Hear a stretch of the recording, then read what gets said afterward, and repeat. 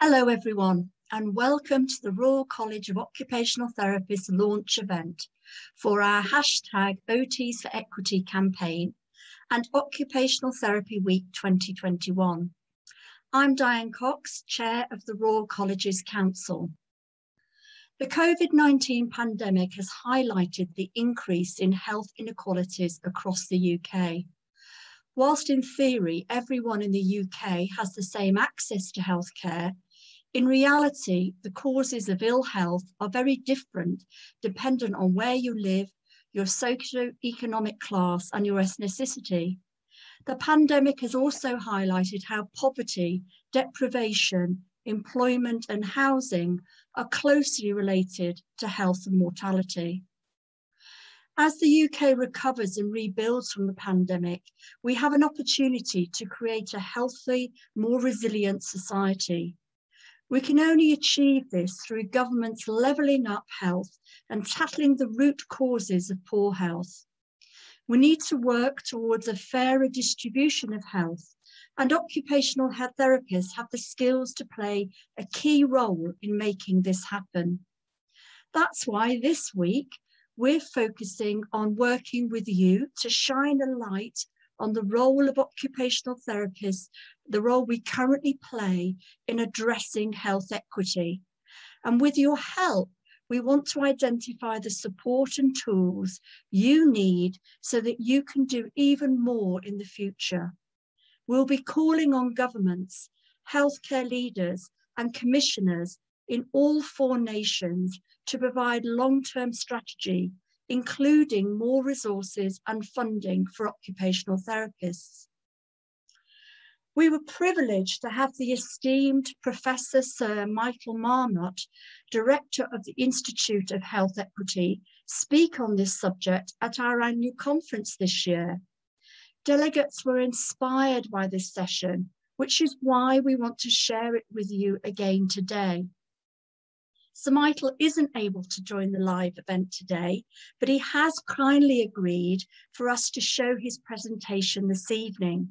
So a little bit about Sir Michael. Sir Michael has been Professor of Epidemiology at University College London since 1985. He is also the advisor of the World Health Organization Director General on social determinants of health and the new World Health Organization Division of Healthier Populations. He has led research groups on health inequalities for nearly 50 years. And at the request of the Bishop government, he conducted the strategic review of health inequalities in England post-2010, which published its report, Fair Society, Healthy Lives, in February 2010. This has recently been followed by Health Equity in England Marmot Review 10 years on, and the Build Back Fairer, the COVID-19 Marmot Review in 2021. In his presentation, Sir Michael will talk about taking action to reduce health inequalities as a matter of social justice, how in developing strategies for tackling health inequalities, we need to confront the social gradient in health, not just the difference between the worse off and everybody else. So Michael will be speaking for around 25 minutes, after which we'll have around 40 minutes for live questions and answers from our esteemed panel this evening. So if you have a question, please add them to the questions box and the panel will answer as many as possible after the presentation. I'd also encourage you to use the chat box to discuss the session with fellow delegates. There are over 700 of you here this evening, which we're absolutely delighted for, especially as it is a Monday evening. But please remember the questions in here in the chat box won't be picked up in the live Q&A. So if you have a specific question, please put that in the question format. We have enabled live transition for this event, and the event will be recorded and made available to view via our website. So without further delay, it gives me great pleasure to hand you over to Sir Michael.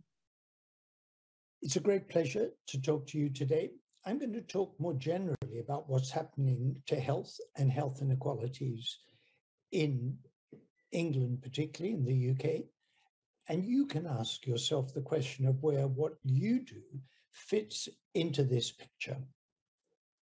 And you'll see why I've called it Build Back Fairer.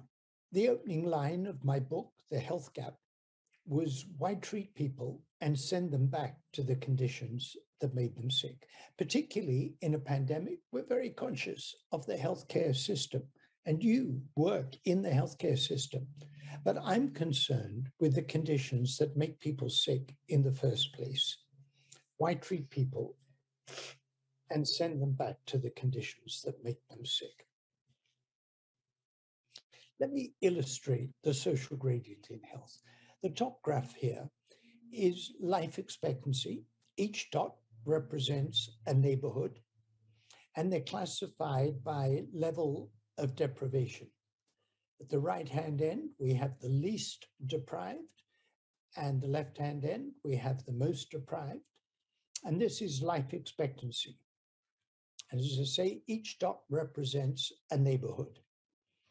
And what you can see is that people near the top have shorter life expectancy than those at the top.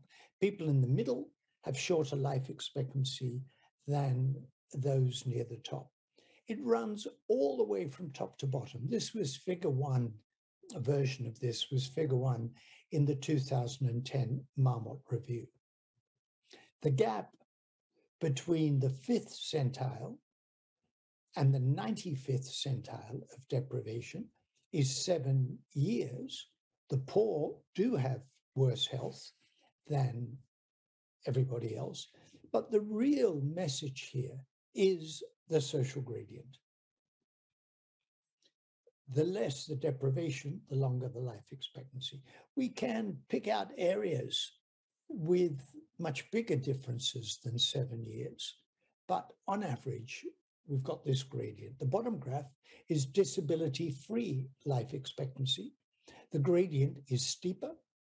The gap between the 5th and the 95th centile is now not 7 years, but 17 years. So it means that people down the bottom are living a longer period of life with disability. They have shorter life expectancy and more years with disability.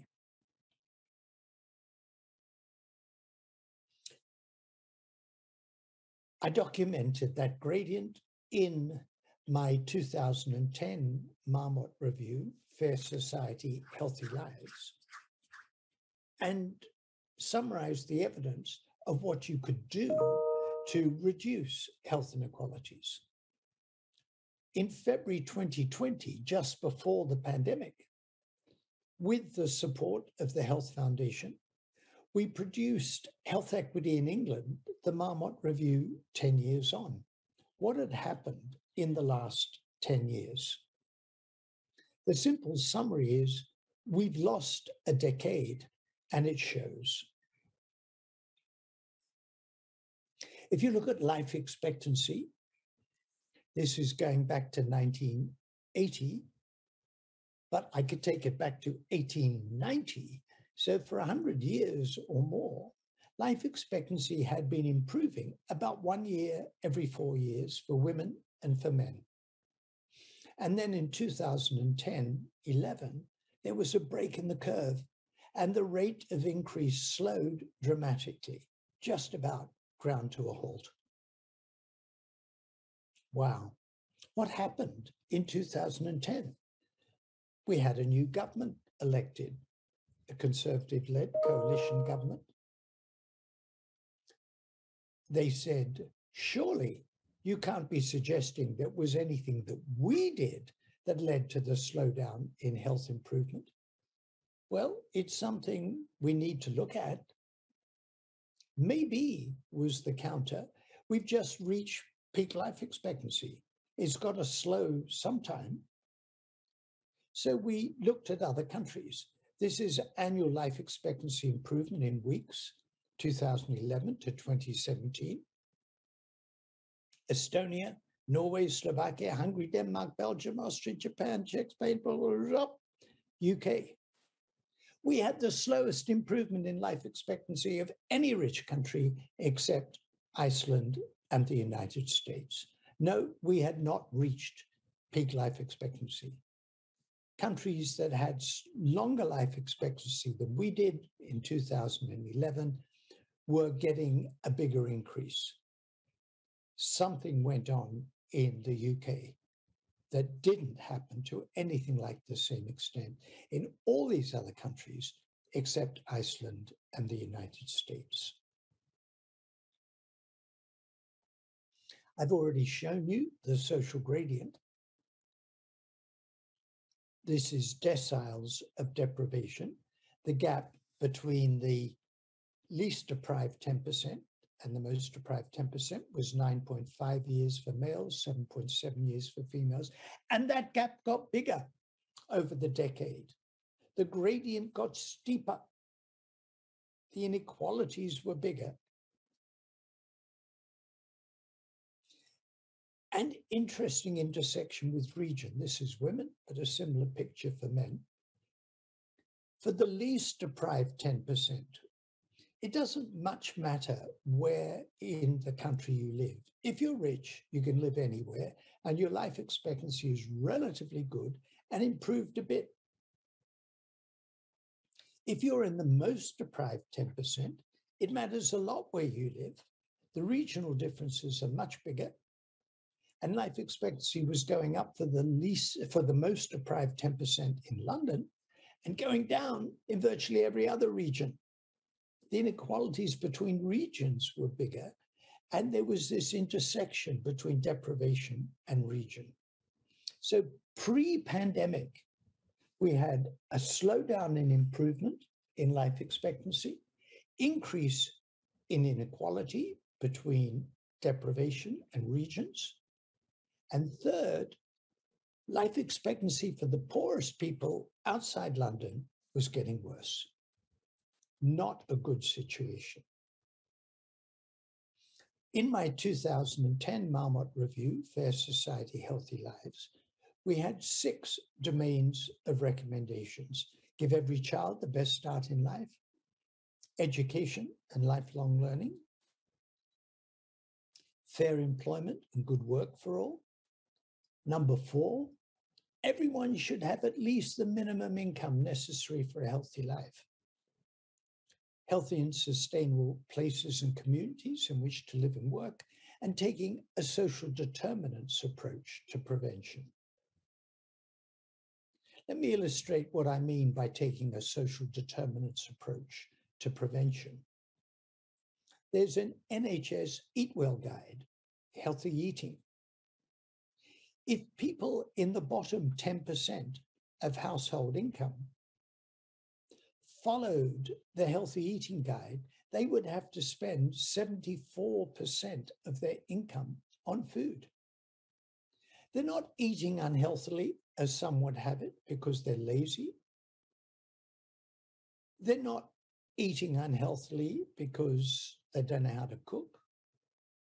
They're eating unhealthily because they're too poor to buy food. It's not the poor that are to blame, it's their poverty. So what happened after 2010? Well, the government had, as an ambition, a stated ambition, to roll back the state. They wanted a smaller state. They wanted to reduce public expenditure. And by golly, they did it.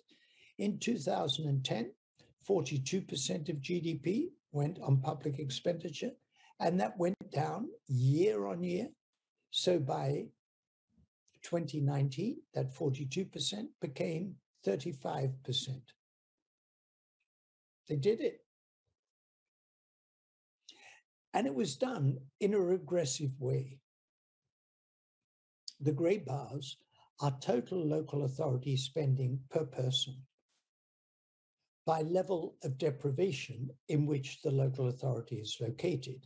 So for the least deprived 20% of areas, the local authority spending per person went down by 16%. And then the greater the deprivation, the greater the reduction. In the most deprived quintile, it went down by 32%.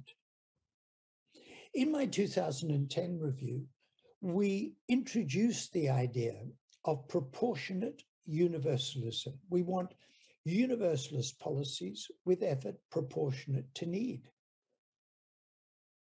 What we've got here is effort inversely proportionate to need. The greater the deprivation, the greater the need, the greater the need, the greater the reduction in spending. Could this have made a difference to health and healthy life expectancy and inequalities? Yeah, I think it could.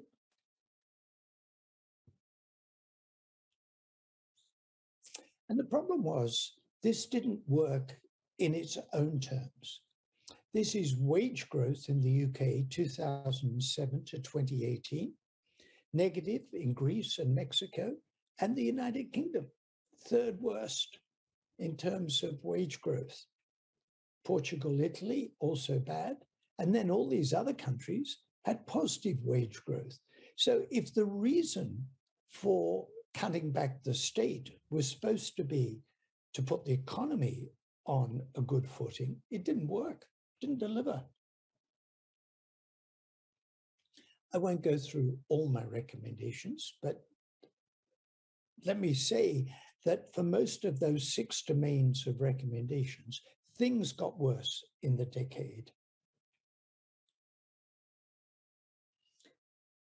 Poverty, children living in poverty, defined as less than 60% median income.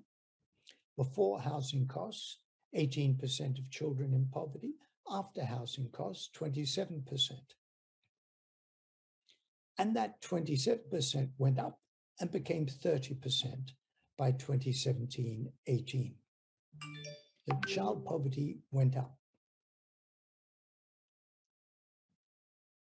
And if we look at the changes to tax and benefits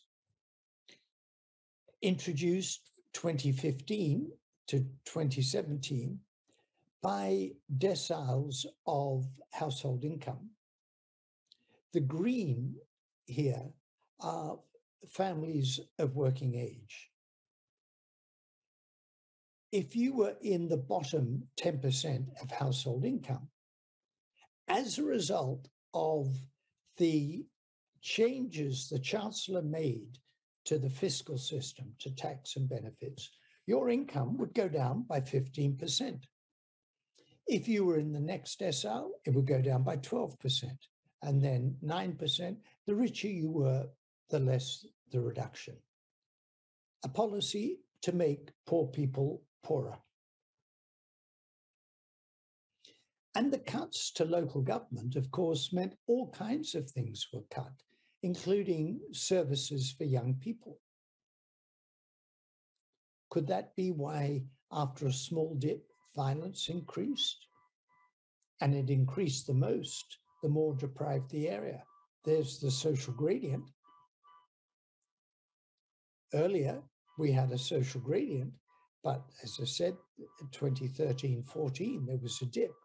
But then it went up. So the social gradient got steeper.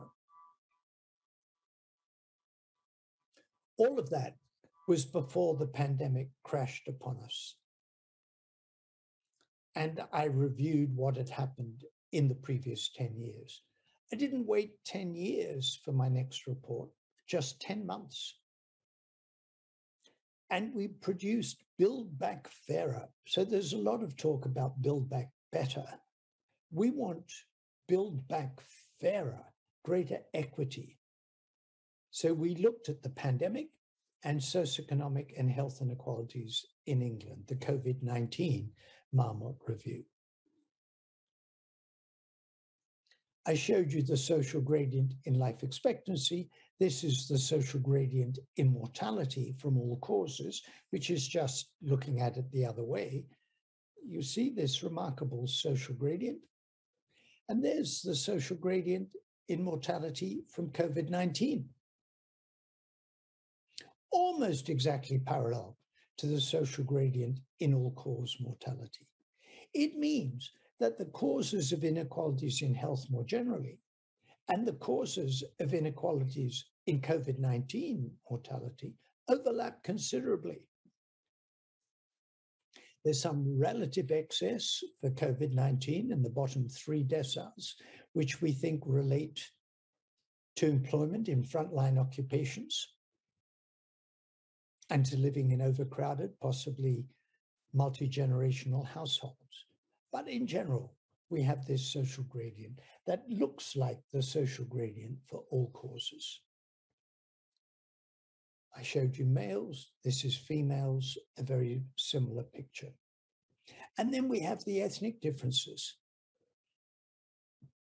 Mortality from COVID-19 in Black African, Bangladeshi, Black Caribbean, Pakistani, and to a lesser extent, India. Huge excess mortality. Now, much of that excess can be explained by geography, where people live, which is linked to population density and deprivation. Other socioeconomic characteristics explains more than half. Interestingly, for Black African and Black Caribbean, prior ill health explains little. But for Bangladeshi and Pakistani, prior ill health contributes to the explanation. When these data were published, I was on the BBC. A minister said he was terribly concerned about these ethnic differences and different ethnic groups should wash their hands and practice social distancing. And I was asked, what did I think? And I said, good advice. And we should deal with structural racism.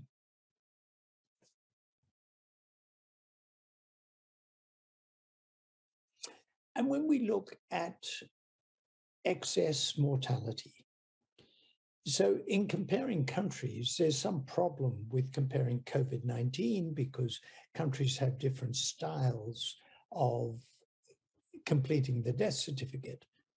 Excess mortality looks at how many deaths you would have predicted based on the previous 5 years and how many did occur in the first half of 2020, and that's the excess. So it's cumulative age standardized all-cause mortality, which was higher in England than in Scotland, and Scotland higher than Wales, higher than Northern Ireland. The excess mortality in the UK was higher than in any other rich country in the first part of 2020. We look at the US and say it was a disaster in the way it handled the pandemic. We in the UK were worse. So I ask myself, what's the link here? I think of health as a measure of societal success. If health is improving, it means society is improving. If health inequalities are increasing, it means inequalities in society are increasing. So pre-pandemic, life expectancy was stalling, inequalities were increasing, and life expectancy for the poorest people was falling. And that slowdown in life expectancy was nearly the slowest of all rich countries except Iceland and the US. And then during the pandemic, where we had the highest excess mortality. What's the link between these two? And I think it could work at 4 levels: poor governance and political culture, including honesty. Do you remember honesty, telling the truth? Social and economic inequalities were increasing. Reduction in spending on public services, we're ill-prepared. And we were unhealthy coming into the pandemic. And then, of course, the effect of lockdown is to increase inequalities. This is the educational divide. Teachers in the least deprived areas, ranking their pupils, not behind at all, 1 month behind, 2 months behind, and in the most deprived areas, 6 months or more behind, 5 months, 4 months behind. You can see this spreading out. The greater the deprivation, the more pupils that have fallen behind. Employment. I've already referred to the fact that people in more deprived areas are more likely to be exposed in frontline occupations, but they're also more likely to have lost their jobs. Low-income workers are most likely to be in shuttered sectors. So this is income, and the lower the individual earning, the greater the likelihood of being in a shuttered sector. The pandemic wasn't all bad. In the United States, from March to December 2020, America's 651 billionaires had a growth in wealth of $1 trillion. Got that? $1,000 billion, a growth of 36% from 3 trillion to 4 trillion.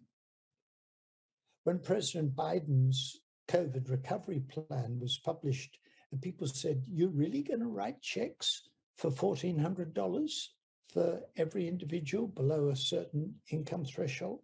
These billionaires could write checks of $3,000 for each of 330 million Americans and be as rich as they were before the pandemic started. That $4 trillion is double the wealth of the bottom half of the US population. So the pandemic wasn't all bad. The rich got richer. The historian, Lord Peter Hennessy, contacted me over Christmas, New Year, and he said, "Your Build Back Fairer is a beverage report for our time." Do you remember Beveridge, 1942, during the Second World War? The Beveridge report laid the foundation for the welfare state, and he talked about 5 giants on the road of reconstruction. And he said, want is one only of the 5 giants. In some ways, the easiest to attack. The others are disease, ignorance, squalor, and idleness. And so my model, drawing on Beveridge, disease is the outcome, ill health. Want, we can think of as relative poverty, children living in households at less than 60% median income. Squalor, absolute poverty, rough sleeping, homelessness, and the like. Ignorance, lack of education. And idleness, unemployment, or poor quality work, being in the gig economy or stressful working conditions. So in my Build Back Fair report, building on the idea that health is a measure of societal success, I have specific recommendations, and they relate to the Marmot 6 from Fair Society, Healthy Lives: give every child the best start in life, education and lifelong learning, fair employment and good work for all, having enough money to live on, at least the minimum necessary for a healthy life, healthy and sustainable places in which to live and work, and taking a social determinants approach to prevention. But remember my diagnosis of why we'd done so badly pre-pandemic, and in handling the pandemic, we need to address poor governance and political culture, the increase in social and economic inequalities, to reverse the reduction in spending on public services, and to deal with high levels of ill health. And my overall recommendation is put a fair distribution of health and well-being at the heart of all government policy. Thank you. Well, hello. What a powerful, amazing presentation. Kind of takes your breath away, doesn't it? And anyway, I'm going to now, sorry, I'm just taking a moment because it is such an impactful presentation. I'd now like to invite you to our panel, therefore invite our panel to join us. So aren't they looking absolutely lovely? So to start with, I'm going to ask each of them to give us a wave. And I'd first of all like to introduce you to Rachel Booth Gardner, lead occupational therapist for Tees, Esk and Ware Valleys NHS Trust, one of the founding members of OTalk, and a founding member of Able OT UK. For those of you on Twitter and other social media, you'll be very familiar with those platforms. Next up, I'd like to introduce Di Davies. Di is professional practice lead for Wales for the Royal College of Occupational Therapists. So welcome, Di. Next up, Linda Hindle. Linda, if you'd like to give us a wave, Deputy Chief AHP Officer for England, the Office for Health Improvement and Disparities Lead for the Allied Health Professional and National Engagement Lead for Public Health in the Police, Fire and Ambulance Services. Oh, that's a bit of a mouthful, Linda. Next, I'd like to introduce Sherry Kabaida. Is a student occupational therapist at London South Bank University and a member of the BAME OT group, again on social media for those that are familiar. Next, I'd like to introduce Karen Allman, Assistant Director, Professional Practice at the Royal College of Occupational Therapists. And last but not least, Hannah Spencer, occupational therapist. Give us a wave, Hannah, a mental health practitioner for the NHS, and I think a founding member of the LGBTQIA+ OT UK social media group as well. So thank you and welcome. Well, colleagues, we've had some absolutely fantastic questions coming in, and I'm going to try and do justice to as many of them as I can. Do forgive me, delegates, if I'm looking down. I'm not looking, I'm looking at my phone, which is where the questions have been coming through. So I'm going to start us off, and what I'll do, colleagues, is I'll key you in with your name so that you can be warned. So I'm going to kick us off. Karen, I wondered if you would kick us off, and question that's come in, I don't have who it was from, but what is the Royal College doing to address the lack of equity in the profession regarding Hcpc registration for disabled practitioners? You may feel you can or can't answer this, and I may actually pass it to Linda as well, but Karen, do you want to kick us off? Yes, thanks. Yes, thanks, Diane.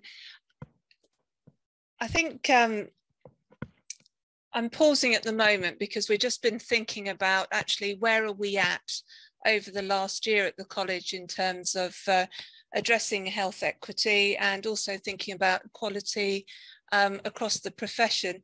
And we are at that stage of, I'm going to pinch the framework that Public Health England and the King's Fund developed around AHPs, and we are at the awareness stage. That framework talks about awareness, action, and then advocacy. And we're really clear that we're at that awareness stage. And at this point, we are having lots of conversations. And, you know, OT Week, we've used that to have a conversation with our members to think about health equity across services and the way that we work. But we're also looking internally about us as a profession and having ongoing positive conversations with Hcpc, and you know, there has been a change in the respect that Hcpc are working much more closely with professional bodies, and it is you know, an area of priority for us and for them. Thank you, Karen. Linda, was there anything you wanted to add to that from the wider AHP perspective, particularly in England? Probably not particularly, other than I think there's a real recognition that to meet the needs of the people that we're working for, the public, we need to represent them as professions, and therefore we need to be as diverse as the population is, and so I think that is definitely a work in progress, really, to ensure that we can meet that aspiration. Thank you, Linda. Rachel, I can see your hand up wanting to come in. Please do. Sorry, I'd like to know who the question was from. I suspect it might be somebody that we know within the Able OT UK group. This is a particular problem with the Hcpc. If there are questions around if you are able to practice or not, very difficult to answer. And if you do have a disability, you feel like saying, well, yes, I have a disability. So I know that the Royal College are beginning to have conversations to say, look, your paperwork needs to be a lot clearer to show that we are, people with disabilities are able to also be health professionals. Because I do know one person that really had difficulty this year. And it's so disappointing to get through the point of doing your degree, being absolutely fantastic as a student, and then getting to the point of register, and then there's this kind of abruptness and sort of, it made that person feel really horrible. So I just kind of wanted to explain to those people that might not really understand that that's something that we as Able OT really want to work on, and we are happy that RCOT are beginning to work on us, with us, and those sorts of things. That's fantastic, Rachel, thank you. And I think Karen would support that and has definitely been nodding through that. And so thank you very much for that. And I think all of the affinity groups, that some of which are represented here tonight and some of which aren't, we're actively working with as the Royal College. And remember, as members, we are the Royal College. It isn't a them and us, you know, it's about equity. We are all members, all 35,000 of us are the Royal College. So we're the ones that need to work with the officers that are supporting that work. So I'm going to move us on if I can. And this is, I'm going to come to Hannah first. And then I did wonder if Rachel might want to pick this up as well. So Hannah, I'm keying you in here. This has come from Becky Glassman.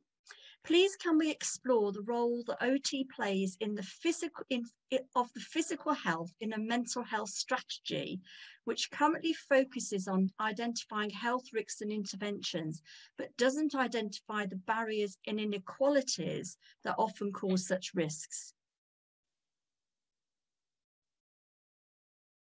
Are you floored by that one, Hannah? I was pondering. Interesting question. And I think, you know, from my perspective, I've talked a lot about the barriers that LGBTQ plus people experience accessing healthcare, full stop, regardless of whether it's mental health care, physical health care, social care, all health and social care services. And so I think that it's kind of more fundamental than anything in the question there. It's about making the access easier. And the little nuanced things that we can do on a day-to-day basis to make the access easier. You know, from a trans kind of perspective, 41% of trans people, according to some Stonewall figures, say that healthcare staff in general healthcare services lacked understanding of their healthcare needs. And if you think about people coming to healthcare professionals as, yes, to understand their unique experience, but also have some professional knowledge and understanding behind that as well.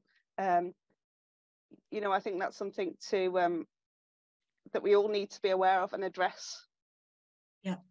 Thank you, Hannah. And I think you've clearly highlighted there that it's not about the dichotomy, is it? It's not about whether you've got physical health, mental health, or other, you know, other needs. It's about being a person and considering all of the issues and needs that you have. Rachel, I opened it up at the beginning of that question that I was going to ask you as well. Did you want to come in? Yeah, Aberdeen. I wanted to kind of say that, yes, particularly because I've worked in mental health now for 15 years, and there is this disparity when a person with a mental health problem has a physical health problem. Often it's ignored or not believed. I've had many occasions where I've had a patient that has had a serious physical health problem, but because they're psychotic at the time, it's not kind of looked after or thought about. I think as occupational therapists, we're quite unique in that we can work in any area of healthcare. Quite a lot of other professionals, for example, nurses and psychiatry or doctors, kind of go into a specialist field. so they don't look for those other things. I mean, it's often been the occupational therapist in the group that said, right, hang on guys, we need to look at this in a different way. So that's a good thing that we are there to do that. But I think education wise, through staff across all services, in the NHS, in the health, in all sectors, really do need to think further than just their field. I'm not sure how we'd get there, but that it needs to be done. Yeah, and Hannah, you're wanting to come back in, please do. Yeah, absolutely. I was just going to add, isn't that occupational therapy's chance to shine? You know, we are the uniquely biopsychosocially trained profession. We band these words around holistic, humanistic, but that, you know, they're genuinely fundamental to our profession. And if we continue to see people as sections and boxes, then we're never true to our values.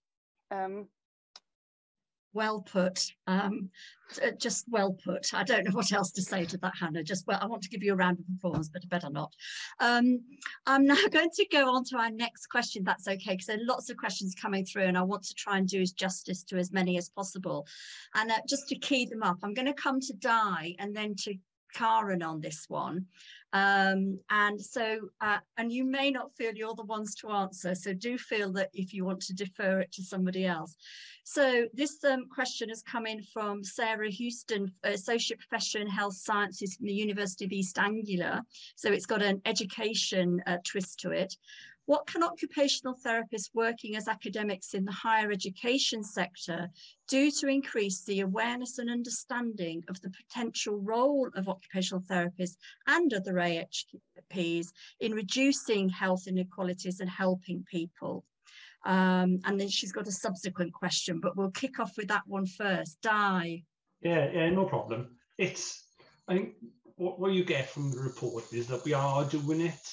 If you work in housing, if you work in work, if you work with children, there's a legitimate outcome there that you're having an effect on the sort of social effects of health. So to just get them to prove that and to talk about actually you single intervention into housing or you single intervention into education is actually having a societal effect as well. So it's just proven the macro effect of occupational therapy and highlighting our role in public health, because public health isn't just about weight loss and smoking reduction, it's about getting people to access occupations that they like and choose. Every OT today has done something to improve health inequality. Maybe they just haven't realised it, that's all, because the things that we do get people out and about and doing stuff. So it's just that link with individual intervention and prove that at the macro society-wise, because you are doing OTs every day. Fantastic, Di, thank you. And it's almost like we've almost got to, in answer to Sarah's question, almost the awareness comes from discussing where occupational therapy has the impact, discuss where other AHPs have impact and the difference they're making to people's lives. And, you know, and where, as you say, they are targeting the health inequalities that are happening out there in society. Karen, did you have anything to add to that? Oh, and Linda wants to come in as well. Karen first and then Linda. Oh, and then Sherry. Oh, gosh, this has got people going. Karen. I think I'd really like to see the higher institutes, the researchers working very closely with the practitioners. We know that we've got things like the JSNAs, the Joint Strategic Needs Assessments out there to help us understand where our population makeup, you know, the people understand the populations that we serve.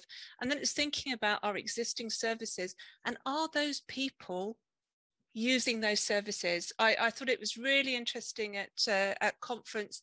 Leeds have been doing fantastic service around long COVID, but what they've picked up is that people, women from South Asian ethnicity are the people with the greatest need in the local population, but aren't actually accessing the rehab and long COVID services. So that service is going to and reaching out and thinking, well, how do we proactively talk to this population and think about what adjustments can we make, how can we make our service more accessible. And then I think you've got the researchers and the higher education institutes coming in and saying what the evidence is. So I think it's that combination, knowing your local population, knowing what the needs are, and then proactively reaching out. And I think we resist doing that because everybody's got waiting lists, everybody's being overrun, all services are stretched, but it's actually targeting our services so that we are reaching people with the highest needs. Yeah, thank you, Karen. I'm going to bring Sherry in first and then Linda. Sherry. Sorry. So by way of how I believe educators can support students in tackling health inequalities, I think a really big way is having more of a structural questioning and really questioning how systemic factors influence these wider social determinants of health. I think there are lots of research opportunities when you're learning and you're in education, and where you can go out there and you can talk to service users, you can talk to practitioners, and you can get that stakeholder representation, which is really important when we think about how we're going to achieve health equity. So I think it's very important that we use more critical literature as well, and we understand the evidence, but also how the evidence influences policy.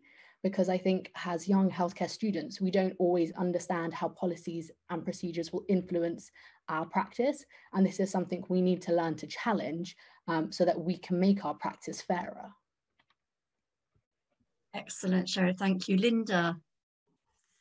Thank you. Yeah, just building on those comments, really, I just wanted to flag the recently updated pre-registration curricular guidance for AHPs, for public health for AHP curricula, because that includes quite a bit around health inequalities. And I think one of the key things is to kind of highlight that health inequalities and taking a public health and prevention approach should ideally be threaded throughout the curriculum rather than seen as kind of a standalone module on its own, and that's it, that done, tick box, so to speak. So that's one aspect. And then the other is the use of placements or practice learning experiences to really kind of highlight health inequalities and what we can all do. And I know in occupational therapy, you use role emerging placements, which are a really good way of doing this, I think. Brilliant, thank you. Sorry, I'm just realizing there are so many questions. I probably need to speed us up a little bit more, and they're just coming in thick and fast. So I'm going to move us on. So there's a long, I'm not sure what the question is, but there's a statement, so we'll take it from there.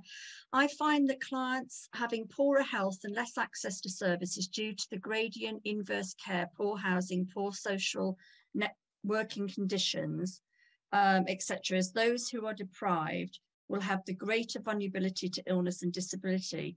Should we prioritise poverty itself as an identifying, prioritising factor for our interventions, as we might do for certain groups such as paediatrics? So, you know, we might prioritise a certain age group or a certain condition. The question is, should we actually be prioritising poverty as the prime reason for prioritisation? Who would like to start us off on that one? Linda. So Karen mentioned the joint strategic needs assessments, which every area does to identify their biggest health priorities in a particular area. And you can get that information either by looking on your local authority or by looking at the fingertips tool that Public Health England created. And so at a population level, I think services do tend to be prioritised based on deprivation, but at an individual level, I suppose it's more difficult, partly because people may not want to give that level of detail about their kind of personal income. But what Sir Michael Marmot did in his first report was he created the concept of proportionate universalism. which meant that services should be available to everyone, but we should increase the availability or the intensity of those services for those people in higher levels of need. And I think that's probably the approach that would respond to this question. Okay, thank you very much, Linda. Oh, Sherry wants to come in, and then I'll move us on. Sherry, please come in. Thank you. So I hope I'm answering the question, but I personally think the role of occupational therapists is extremely versatile. You know, we're researchers, we're environmental analysts, we're tasks modifiers, and I think this can work in a range of different organizations that impact housing, transport, education, and that ultimately influence these wider social determinants of health. And I think one great way we can overcome these inequities is to maybe move into less traditional roles where we can influence these more systemic factors, because we don't always get that opportunity when we're maybe in a hospital setting, or perhaps we do, but not as much. So I do think moving our roles out and going a lot wider and getting more representation in different sectors, I do think is very valuable, so that we can tackle things like poverty and these sort of wider determinants. Thank you, Sherry. Thank you very much. I'm going to move us on to another question, because this is from Keir Harding. The presentation gave a stark portrait of the inequality in our society and the disparate levels of suffering experienced dependent on how affluent you are. Is this an environment where everyone can function? So it's a political question, so I'm not sure who wants to pick this up. Is a different political approach to environmental adaptation needed for health equity to be a reality? Rachel, I can see you smiling. Do you want to give it a first go? Go on then. Thank you, Keir, always with complicated questions. I think fundamentally, personally, I believe as a profession, we do need to be more politically aware and politically activated. And yes, just yes. I don't know. I can't think. Okay, just yes. Di, you wanted to come in.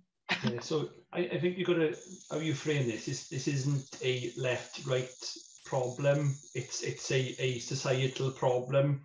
So obviously I work with politicians quite a lot, and from all the parties, they're all concerned about this. They've just got different methods, and as OT, you just need to identify who your stakeholders are and how that you can then get that problem solved in relation to that sort of stakeholder and that government.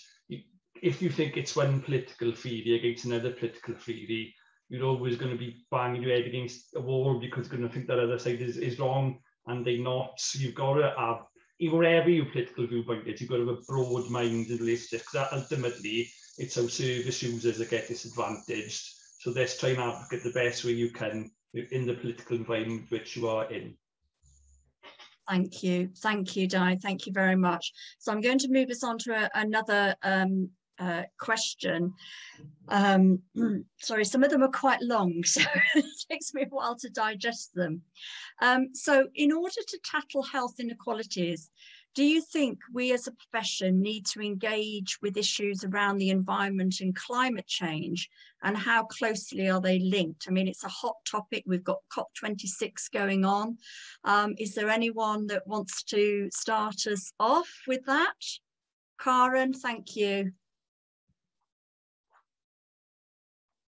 Sorry, struggling to unmute myself. Yes, and to quote Rachel, yes. We have a sustainability action plan pulled together, which again, it's about, this is our baseline. Where are we at as an organisation and as a profession? And we are doing work really to signpost members to, where there is guidance to signpost around best practice. I think we all have to do that. And, it is, again, it's a societal problem. And as part of society, we've got to be thinking about how we can tackle it. But specifically as occupational therapists, what is it that we can do to address? And it is things around housing, it's things about equipment and adaptations, and how can we recycle equipment and sustainable use our assets. So yes, I will stop because Rachel and then Linda. I can see others first. wanting to come in. Yeah, Rachel first. Absolutely, I completely agree, and I think particularly sometimes things like when plastic straws became like nobody should use plastic straws, fantastic, we shouldn't use plastic straws, but then it made it really difficult for disabled people to be able to have a drink. So it's about, we've got those skills and that knowledge to go, yes, we need to engage in these things, yes, the country and the world needs to be better at recycling and look after the environment, but we also need to remember that some people need things differently, and to make sure that everybody has a chance to engage and live in this hopefully new society that, sorry, my arms are going all over the place, a society that kind of embraces recycling and environment, also make sure that it's going to be an environment that everybody can. And it's not something we can shy away from. It's something as all of us as the Royal College need to embrace. And this is the reality. So yeah, I totally agree with Rachel. Linda. Yeah, I couldn't agree that there's such parallel agendas, the sustainability agenda and the inequalities agenda, and they kind of come together in that people who are going to suffer the most because of climate change are people who are already suffering health inequalities. There's also that parallel in that both of these are such big issues that you could think that they are things that can only be achieved at a national or a global level, whereas they're both issues that need a response at a national level, but also need a response at every level, and every individual has a contribution to play. I also think that Sir Michael Marmot is the Sir David Attenborough of health inequalities and climate change. But I just want to flag the Greener AHP resource that was launched a couple of weeks ago on NHS England's website. So that's a really useful place to go if you've not seen it already, with some of the actions that we can be and are already taking as AHPs. It looked like Hannah wanted to come in anyway. Absolutely. So I wanted to challenge what you said about Michael Marmot being the David Attenborough of health inequalities, and also to go back to Rachel's point about critical awareness, Karen's point around knowing the population we serve, and Sherry's point about systemic factors. The 2010 Michael Marmot report that he referred to in the presentation didn't include LGBTQIA+ people at all. The 2020 version, the one that was published in February, pre-pandemic, had one mention of LGBTQIA+ people. And then it took a pandemic and a substantial report called Hidden Figures by the LGBT Foundation for Marmot and his team to go back to their work and think, actually, there's this whole population that's completely invisible that are massively impacted by inequalities in terms of health and in terms of occupation, in terms of societal injustices. Couldn't agree more, Hannah. I think the word I wrote in big capital letters was invisible. Yeah, I think it's interesting, Hannah. The Richmond group have just published a report called Only You Had to Ask, and did some research looking at the needs of people with multiple conditions. And they just talked about the current system is set up to work best for confident people who already have agency over their own health. But people with the greatest need are often unclear about what's wrong and what they need. And I think that sort of also speaks to that invisibility. It's also when people are trying to access, actually trying to explain exactly what their situation is and where they need help. It's all onus on the person rather than actually the services being set up to support them. Absolutely, and that cumulative effect as well of multiple intersecting identities as well. So ability, age, sexual orientation, race, the cumulative effect of all of those identities. Yeah, absolutely. And Di wants to come in. Yeah, just in how it all links in with climate change, and inequality is that the NHS and some of social care being anchor organisations, so being placed in areas where people can get to, so you're reducing mileage, but actually then redeveloping town centres. And if you're talking about mental health facilities, I'm a mental health practitioner, and I can remember most of my facilities were old Victorian. So if they improved, if they were at town centre locations, you can improve your mileage, you can actually improve facilities, and you can actually improve town centres, which then improves income inequality. So it's all interlinked. There's nothing is separate in this world. Can I just come in there? Thinking about what you were saying, Hannah, for me, there's something about the data that's collected in the first place around everything but healthcare in particular. And we live in a white man's world, and the data is white man's data. And what we need to do is be ensuring that we're collecting the right sort of data, so that when we are thinking about healthcare in the future and how we are going to use it and put it in places, that we've got that rich data there that represents everybody. Yeah, and if I can...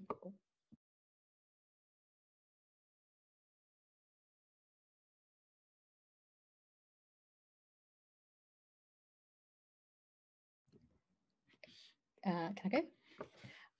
So I think, Rachel, yeah, absolutely what you're saying about data is so true. And that report by the Richmond group that Karen had mentioned earlier as well, they spoke about the importance of qualitative data as well. And I think this is something that can get massively overlooked. Like, we sometimes look at statistics on health inequalities, and we don't really look at how we can overcome them, how we can achieve them. We don't listen to these different groups. And I think that's such an important thing, again, that we can talk about at the educational level, how important it is to speak to the people who have been deprived of good health and access to these facilities, and a range of those different people. So we're including everyone, and it's not coming from one person's perspective, because that representation, like we always say, representation matters. And that's very much the case in our research, and how that research influences practice, policy, and everything around it.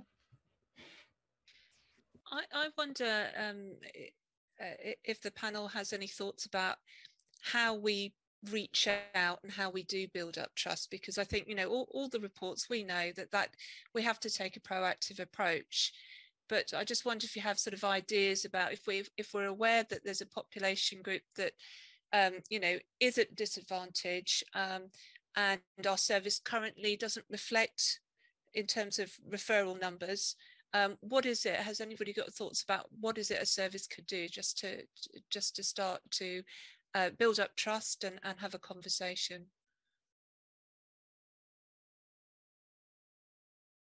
Hannah? Shall I go for it? I don't think it's a service level, but at a professional level, it's coming back to that with, not for or to.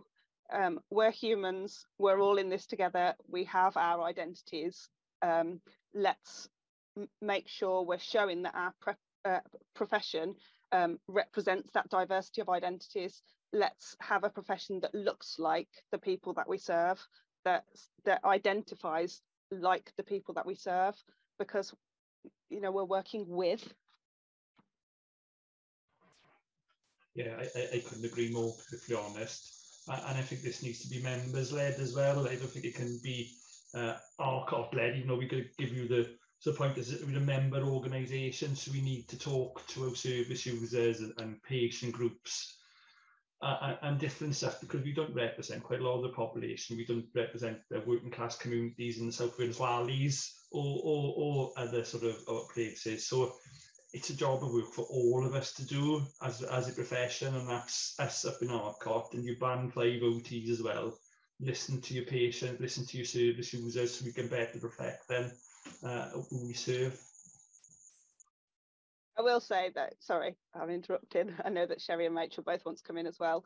I think that I personally have championed, and I know Sherry has as well, about the diversity of practice as well, in terms of not only amplifying the voices of people who are well experienced. I'm not dismissing the well experienced and the academic qualifications and, you know, the years in clinical practice, but also, you know, I'm here as an early career occupational therapist, and Sherry's obviously here as a student, and I think it's really valuable to have our voices in the mix as well.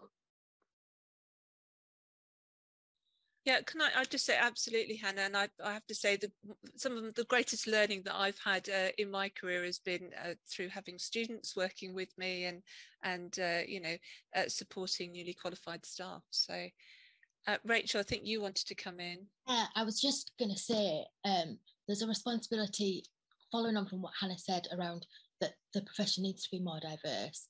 But if you do happen to be a middle-class white woman, it's about understanding that that's who you are, and that gives you a certain privilege within this profession, and championing other people and encouraging other people. And it reminds me of, there's a podcast going around at the moment that interviewed Jennifer Creek, and my mum has just come and she's in the room, and both of them trained in the sort of 70s and had an IQ test to go to OT school because they came from working class backgrounds that, you know, none of their family had been to university. So that sometimes I'm worried that the profession now, in order to actually get there, there's lots of barriers around education, and it asks for an awful lot more.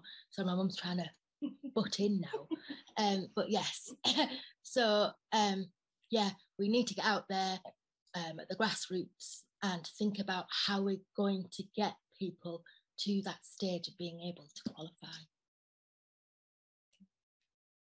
So I think Diane is still struggling. Sorry, this is Kaz from the Royal College of Occupational Therapists. I think Diane is still having some technical difficulties, fantastic gremlin strike. So I'm going to have a look, and apologies, this may already have been asked and answered. Let me just have a quick look if we can fit in a couple more questions. Okay. Right. Oh, it's a starter for 10. When are we going to address the whole mental versus physical health, and clinicians saying we are just mental health or physical health occupational therapists? And how can clinicians challenge this in big organisations like the NHS? I see Rachel with her head in her hands there, but can I put that to Di first?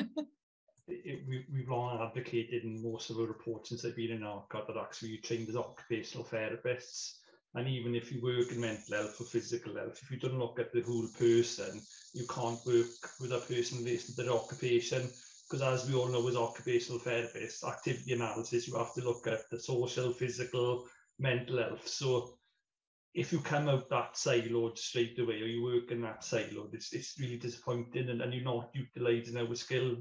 Perfectly honest, I know in big organisations where you can get directed into silo working if you're working on a medical ward and stuff like that, but you've got to try and keep that focus on occupation. So use your supervision, use the sort of guidelines we got in ARCOT, because that's a big selling point. You know what I mean? We're occupational therapists, we do the lot, so you're doing yourself a disservice if you do think you're a mental health occupational therapist or a stroke occupational therapist. You are an occupational therapist with the moment. Apologies, colleagues, I'm back. That's been the worst 10 minutes of my life, I think. Oh, bless. Aaron. Thanks, Diane. Welcome back. I just wanted to add to Di's point that, you know, occupational therapists are the first to say that either that they're dual trained or that, you know, we work across, but we do sit in services where there are quite rigid criteria, and we can rapidly lose our confidence around our competency. But I think we have to remember that we are occupational therapists, so we are focused on occupation, and we're very proud of the fact that we take a personalized approach. We'll combine the two.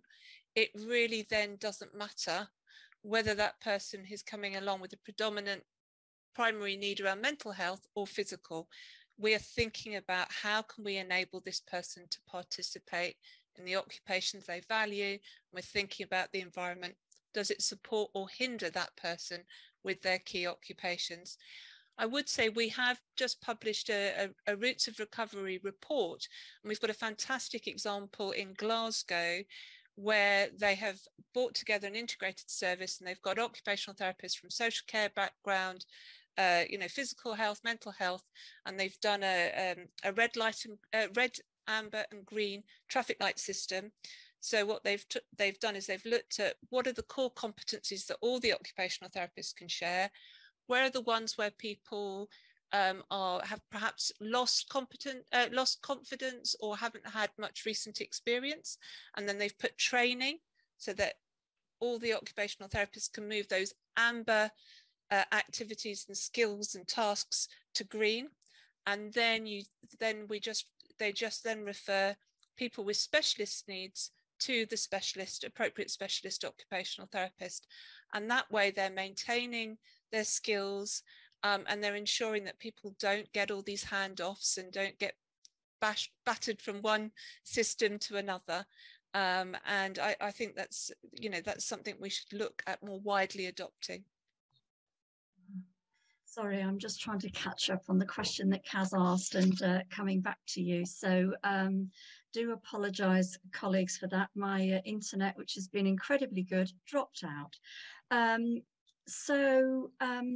There's a number of questions that have been coming through that have a similar theme. So I'm going to try and summarise them in the last few minutes we've got. And it's really about, we've been talking about health equity, health inequalities. And I suppose we've also been talking about certain characteristics that we have within ourselves and the population. And there's a general question about how much is BAME and LGBTQI+ and health equity actually taught in our occupational therapy programs.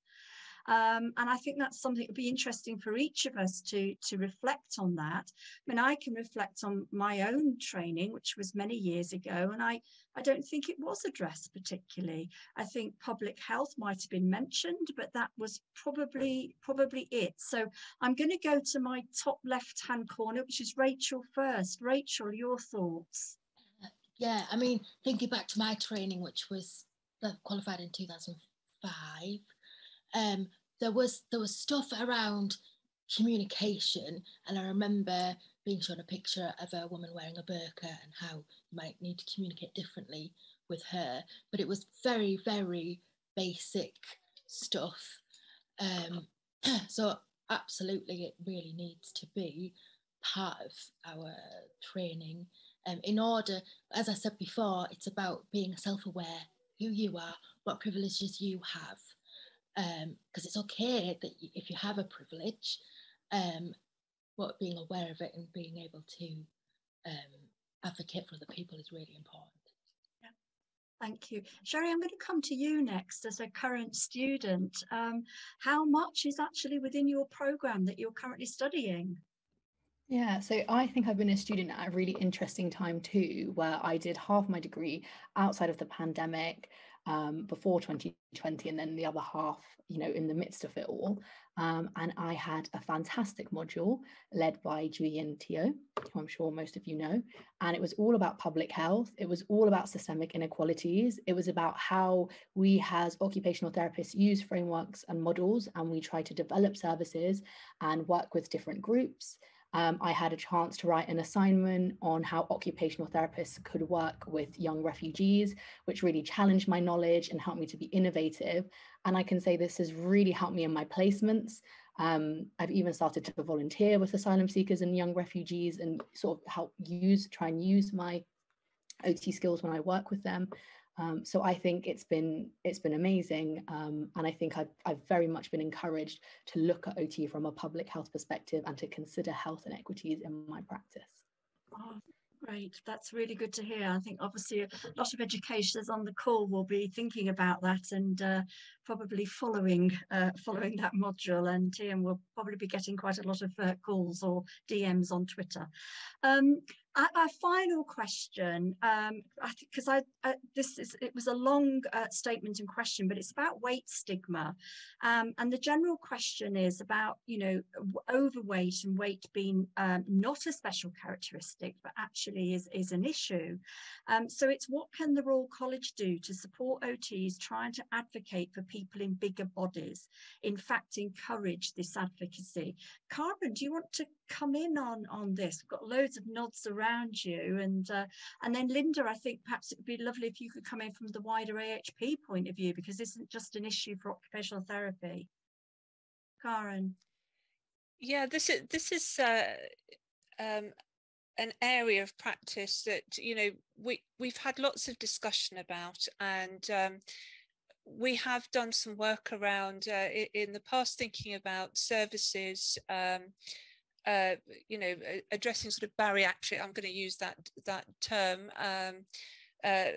addressing sort of bariatric needs, and we sort of highlighted this as an area, and there was a lot of debate and discussion about what do occupational therapists do, what could they do more of, and I think we come back to occupations and environment, and it's thinking about how do we support people to fully participate in life. We know that people can be isolated, they experience you know, injustice and deprivation, and I think there's a clear role for occupational therapists to tackle those barriers, but also taking on that role of educating and supporting people to think about their lifestyles and just their overall health. So there is the health promotion side of it, as well as also the environment, just making sure that you know, that somebody is living in a home that works for them and isn't restricting them further, because obviously if we're restricted and we're feeling depressed, then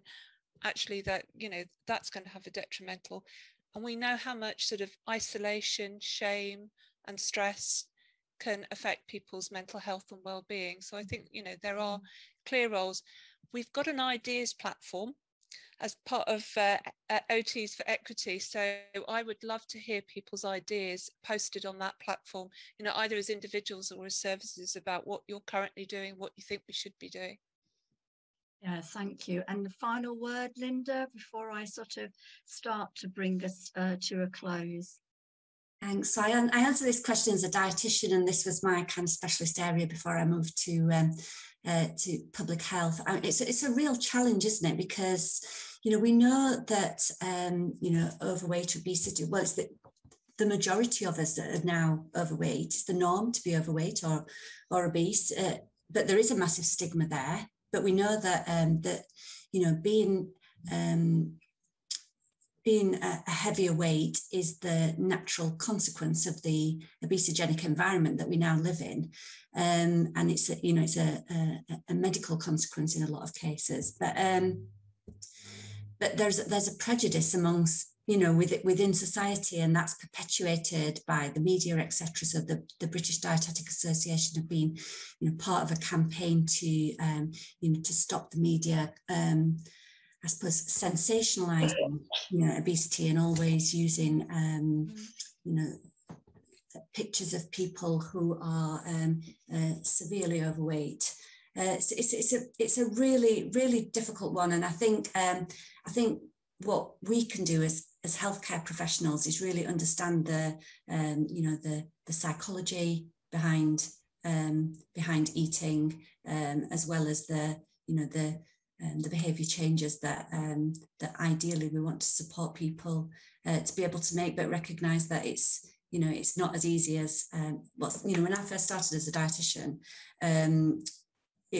the advice that was given is eat more, you know, just give people information and that's enough. There was, you know, we didn't even have services that were for people who were struggling with their weight. We really didn't understand it. So we've come a long way, but there's a long way to go. Yeah. And there's another side to that, isn't there? There's a whole body positivity side, that it's a life choice for some, you know, and how people identify.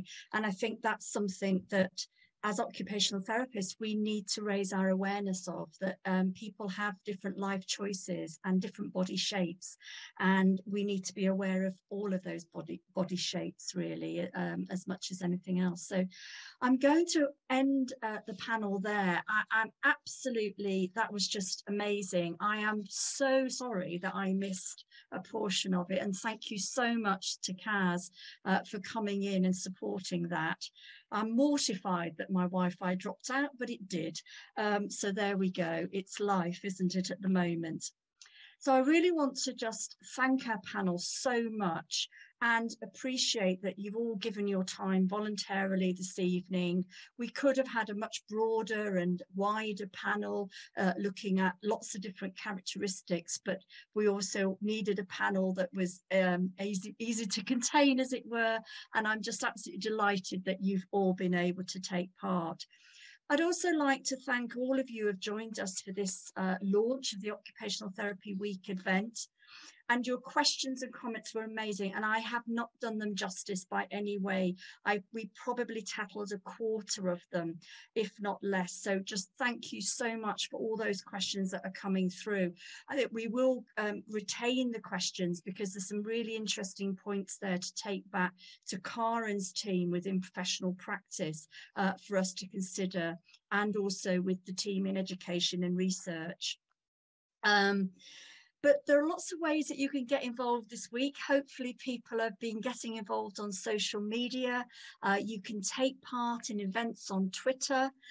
You can contribute your ideas for improving health equity on our online platform. Karen mentioned that earlier. Health equity is one of our priorities for the coming year, and we want to work with you so that we can build on the good work that you're already doing, and identify the support and the tools that you need to do more. So once we've collected your ideas about how occupational therapists, individuals and as a profession can create health equity, we'll be using those to sort of take this further forward and create a platform that's useful and shared by everybody. You can post your ideas, then like and comment on other people's ideas that colleagues have posted. Together we can build on our collective experience. You can access the ideas platform via the RCOT web homepage and through the Occupational Therapy Week webpage. And I think some people have already started posting their ideas, so thank you very much. Also, during Occupational Therapy Week, we would like you to share examples of your work that you're already doing towards health equity. You can post your examples on social media using the hashtag OTs for Equity and the campaign, using the campaign graphics. And the graphics are freely available on the Occupational Therapy Week webpage. Call on your organisation to do more. It's been fantastic on Twitter today. That is the only social media platform I've engaged with today so far, but so much activities going on in various workplaces throughout the 4 countries. So just brilliant to see. And reflect on what you've learned from the hashtag OTs for Equity launch event, and through the week using the toolkit that's available on the RCOT website. As I say, you can find everything you need, including resources, on the website. Just some upcoming events, discussion events on Twitter this week. In addition to the normal O-Talk that's usually on a Tuesday, on Wednesday, the 3rd of November between 8 and 9, there'll be an O-Talk specially for Occupational Therapy Week. So please do join in with that. And on Friday, the 5th of November at 12 noon to 1, there's an OT for Equity Twitter space conversation with Steve Ford, our Chief Executive. So do get involved with our OTs for Equity campaign. And finally, it just leaves me to say thank you, colleagues, and enjoy the rest of your evening. Been a delight. Over 700 of you attending tonight.